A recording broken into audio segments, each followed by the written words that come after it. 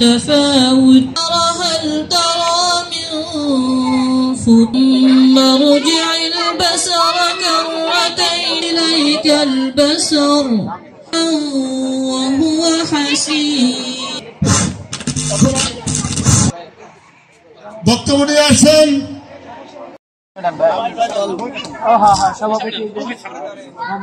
বিসমিল্লাহির রহমানির রহিম। সম্মানিত সভাপতি বাংলাদেশ জাতীয়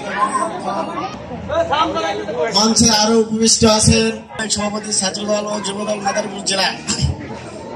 এবং যত বড় শক্তি হোক সেটা আমাকে রুখে দেব ইনশাল্লাহ।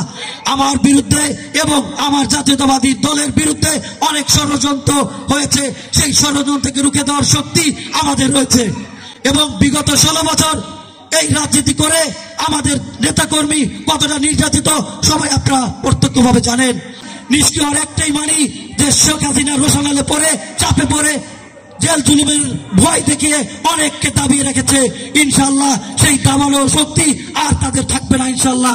আগামীতে এই দেশে আগামী রাষ্ট্রনায়ক তারেক রহমান যে 31 দফা আমাদেরকে দিয়েছে সেটা 5 তারিখের আগে, সেটা কিন্তু 5 তারিখের পরে না। এই 31 দফার ভিতরে আগামী রাষ্ট্র কিভাবে বিনির্মাণ হবে তার প্রত্যেকটি কথা এখানে রয়েছে।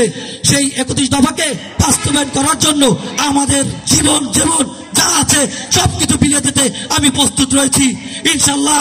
আগামী রাষ্ট্রনায়ক তারেক রহমান এই দেশে অতি সত্বর প্রধানমন্ত্রী হবে।